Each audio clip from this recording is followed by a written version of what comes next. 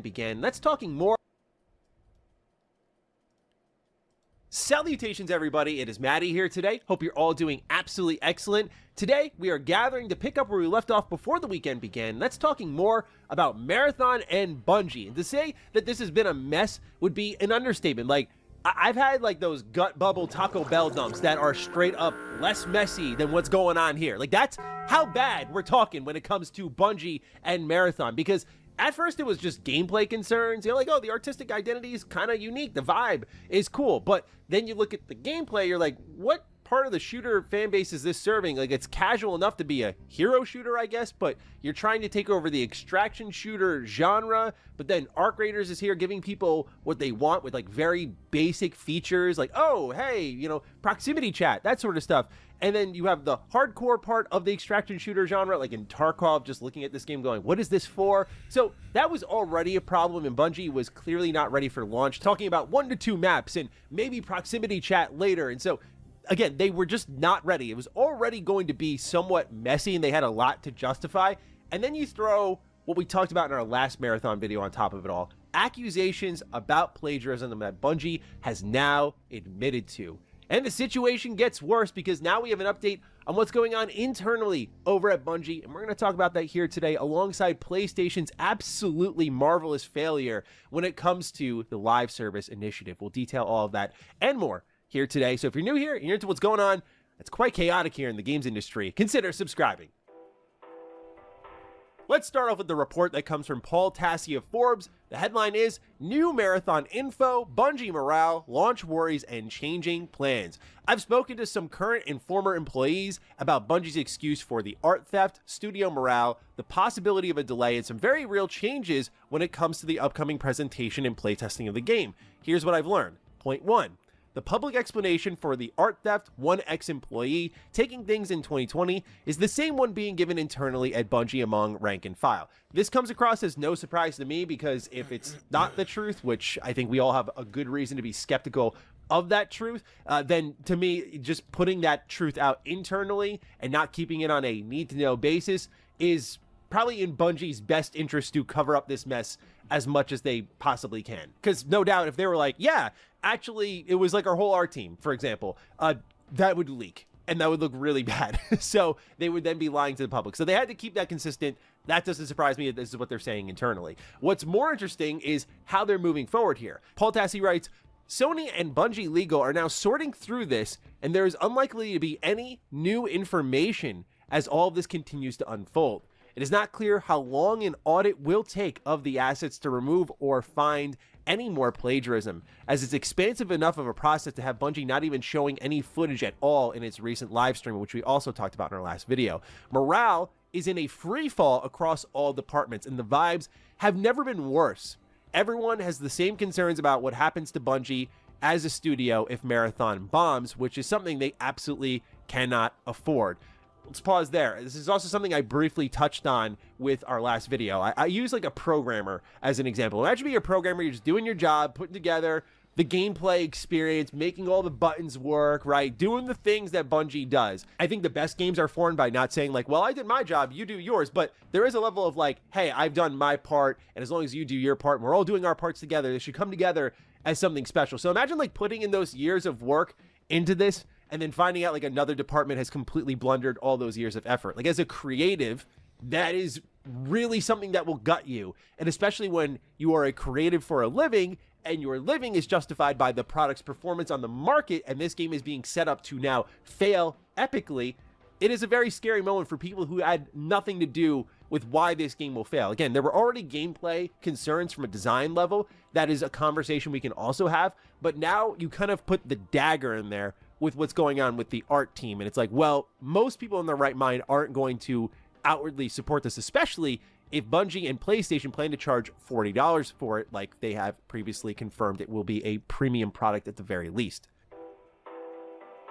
So yeah, I can't imagine morale after what happened with Destiny 2, and then layoffs after their best expansion for Destiny 2 reportedly, and then on top of that you have Marathon, like this next thing that has to be big, and everything that could go wrong has gone wrong. Yeah, I imagine most people there feel like they're on a timer, especially because the last round of layoffs kicked long-term Bungie staff out that defined what that company was. So why would anyone feel safe at this point in time? So I get it. Morale, understandably, is at a low because there's also not enough time to turn all of this around. And we'll talk about that in a little bit. Concluding these bullet points here, Paul writes, there are not even hints or jokes about a delay from the September release date internally. With that said, it's entirely possible, if not likely, those conversations are happening privately between higher-up Sony and Bungie leadership. It's unclear what the plan is to launch the game in a now actively hostile environment just a few months from now, or how to turn that around. Continuing on, Paul writes, some changes to future plans had been made even before this new plagiarism development, mainly as a reaction to gameplay footage and now the closed alpha. First point is, at the start of this month, Bungie pulled the plug on its main marathon marketing plan, which was going to have a trailer in June along with the launch of pre-orders. The whole campaign now needs to be reworked. And again, keep in mind, the top point there, this was before the whole plagiarism thing. So they were already overhauling marketing plans before there was any claims of plagiarism. And then a heavily marketed public beta in August may be changed into a roadmap of public playtests with no actual details set yet. This would align with Bungie's stated multiple opportunities to play before launch rather than the upcoming beta. And the last point here is Marathon was originally pitched by higher up good old boy Bungie leadership. And as far back as 5 years ago, devs were telling them what would and wouldn't work and were often ignored. Many have previously said that it needed to have some sort of PvE component. Here's the interesting conversation about a delay. Is there are people who are talking about this game like it actually straight up might get shut down. And I do think that that's a very tough thing to imagine. It would be unprecedented. So it's possible, but I do think a lot of it depends on how deep the plagiarism runs. And if it is like a full overhauling of the entire asset library, that might propose a conversation of like how long it takes to retool this game and if it is worth, even with all those years of investment, bringing it to market. And after Concord, you just have to look at like how unprecedented that failure was and how quickly Sony was like, 2 weeks is enough.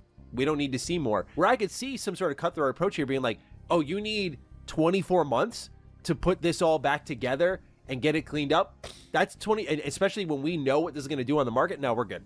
We're good. So while I think it is still in that very speculative, unlikely area of a full-on cancellation, the fact that it is an open realm of conversation and even possibility off the top of the head is crazy to think about. What seems more likely is a delay.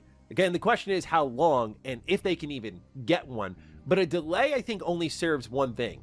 It's number one, trying to overhaul that library of assets and trying to get as much plagiarism out as you can. But I think the other avenue of it is really, if you're looking at it from a business angle, it's just creating space between the controversy and when the game inevitably releases. Like, there's no world where a delay overhauls a lot of the gameplay concerns that we have. Maybe with that extra time, they get an opportunity to add those sort of things in. I could see a benefit because already we were talking about how on Defining Duke, I think Marathon clearly needed a delay anyway, but it wasn't going to get it. Now that it's like a disaster level, if they're going to choose to allocate more budget to the project and give it more time before it hits the market, then maybe some features that are missing, like proximity chat, might actually be there at launch and give people a little bit of like, okay, hey, like this is a shit show, but at least you got basic features that were expected for your genre. But otherwise, again, I just don't see a world where these delays do anything significant for the game other than creating space away from that controversy for people to not be as tight as they were in this moment in time. And maybe at launch, I guess, hoping that they'd be a little bit more receptive. But I just think the fact that we're having that sort of open conversation of like, does it get canceled, is crazy to think about. That is the update from Paul Tassi. Where I think things get even more interesting is when you again assess PlayStation in this disastrous failed live service initiative. Like, I think anyone could have told you this was not worth it at all, because it's not just happening here with Bungie and the investment they put into them of $3.6 billion. It's also studios that they've helped build from the ground up, like Haven Studios, which was head up by Jade Raymond, who is a acclaimed Ubisoft director slash producer who hasn't put anything out since like 2017. And this is still a name that makes some noise in the industry, but she has now left Haven Studios behind, as reported and confirmed by Bloomberg, with a spokesperson from PlayStation saying that there are now 2 studio co-heads at the lead for Fair Games. This gets into a whole diatribe that I've gone on a couple times before, but I'll just say that, like, there are certain what I call legacy studios that I will keep my eye on. Like, I think of what James Olin is doing with Archetype. James Olin, of course, one of the lead men on the beautiful Star Wars Knights of the Old Republic, and you have Drew Karpyshyn there. Like, you have OG BioWare heads there, but at the end of the day, even these legacy names, as we've seen time in, time out, from ex-BioWare talent, ex-EA talent, Activision, everywhere, ex-Dead Space talent, everywhere. It doesn't matter how brilliant of a mind you are. Game development is teamwork, right? So I think of it a lot like a sports team. Hey, if you watch hockey, look at the Toronto Maple Leafs, right? You have these absolute studs, these stars, these incredible talents, but there's no true like leadership on the squad where they aren't really cohesive as a unit, and they're just a bunch of talented people playing together rather than a team effort. Same thing happens with game development. You need a team effort. That means people wearing multiple hats, sometimes going outside of their job ramifications for the better of the entertainment product. And that only comes from a very good team environment, and of course, like great work conditions where you can incentivize that type of behavior, and it doesn't feel like, oh, I'm supporting my corporate overlords. So even these names can only go so far. It's a good rallying cry for hiring. Of course, the experience is helpful, but like, is Jade Raymond, I say this with all due respect, a name really worthy of making noise if she hasn't put anything out in almost a decade now? It's not good enough just to be involved as a name, and then like when the game's about to ship, you're out. But someone leaving the studio they founded before their first game ships tells you everything you need to know.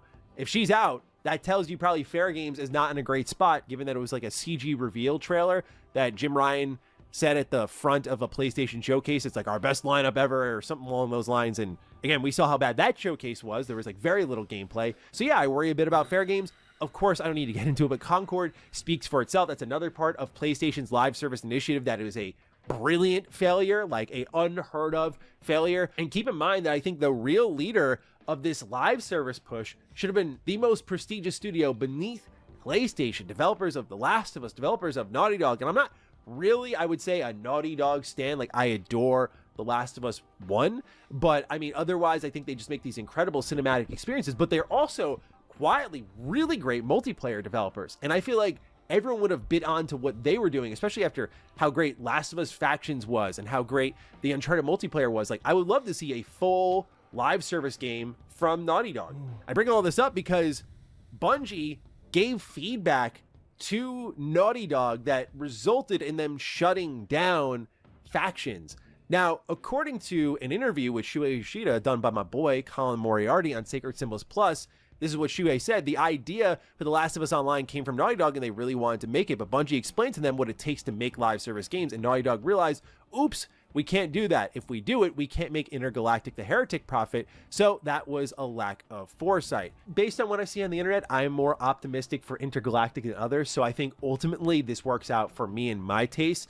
But it's a shame because I feel like they could have spearheaded the launch of a live service initiative and not just have Helldivers 2 be this like random standout. Like, I guess they kind of figured it out there, probably because Arrowhead's just like a really good team and not really thanks to PlayStation or any vision of what this live service future for themselves looks like. But still, I think to me, looking at how disastrous Bungie has been as a company these last number of years and how they've even handled the future of their live service games, excluding Marathon, as we'll talk about in a little bit with Destiny, I just find it so insane that the newly acquired Bungie could come in and basically tell Naughty Dog, like, this is why you shouldn't do this.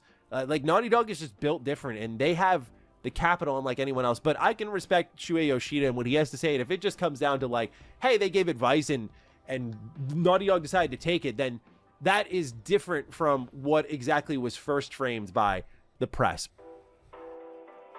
But nonetheless, ladies and gentlemen, this last bit here gets into Bungie and why I find it questionable that they were able to give any sort of authoritative opinion on the future of Naughty Dog's live service initiative when they themselves aren't really doing a great job. Because remember, we're talking about the company here that reportedly is not working on Destiny 3 and instead smaller Destiny 2 updates that may be free as of August last year. I say all of this because, my God, I feel like Destiny 3 was the obvious thing to do. And you have to like balance what I've talked about in a lot of videos before, like, What do the creatives want to do? What excites them? Because you want to keep them excited to keep working on these products while also serving the business in interesting, fun ways. Could Marathon have taken off in this ideal world and been bigger than anything Destiny could have been? I mean, that's how you sell it to the people funding you. You're like, this will be bigger than Destiny. Of course, like, that's game pitching 101. This thing's going to be massive.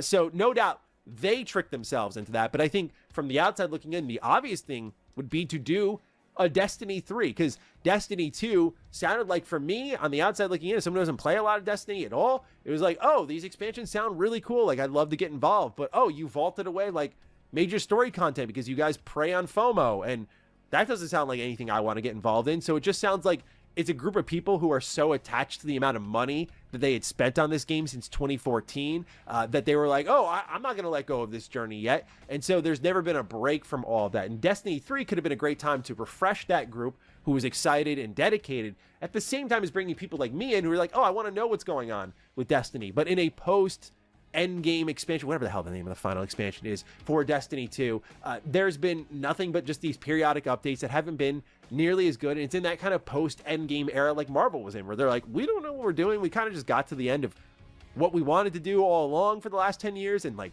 yeah, we got to like figure some things out, but we need to give you content in the meantime until we get that organized. But to me, again, obvious business decision here is to do a Destiny 3, because putting all your eggs in the Marathon basket, we're seeing what happens there. Like, that's just a really bad decision, dude. So I don't know why Bungie had such strong say in a live service initiative at all, because you have to imagine when PlayStation bought Bungie, they were like, what are you going to do next? And if I were PlayStation, I heard, oh, you're not making another Destiny, like the main thing that has made you in the modern era, not Halo, Destiny. Okay. You're making Marathon. Oh, you're doing a premium first-person shooter, extraction shooter. Okay. And then Concord happens. Oh, you guys are still doing that. Oh, oh, and like the you're doing layoffs and okay. Now keep in mind also that PlayStation's absorbed a lot of ex-Bungie talent for themselves, and this is just going to result in probably what PlayStation wants, which is this full, complete control over Bungie. And Bungie's already a shell of itself, but it's going to be quite literally that, because this is going to, I hate to say it, I know anyone from Bungie who ends up watching this video, it's not going to be encouraging to hear, but it is going to result in layoffs, I think, one way or another. I don't see a world where, oh my God, they've completely turned it around. You know, Bungie is back on top. Marathon's incredible. Like, this is the type of stuff that people just hate you forever for, you know? And like this type of plagiarism claim that then is confirmed and it's on a massive scale. The fact that Bungie managed to release and create hype for things after getting caught 3, 4, 5 other times is insane to me. That is insane levels of grace. I wasn't fully aware of that. When I saw it, I was like, and people were still excited about their stuff? Oh, man.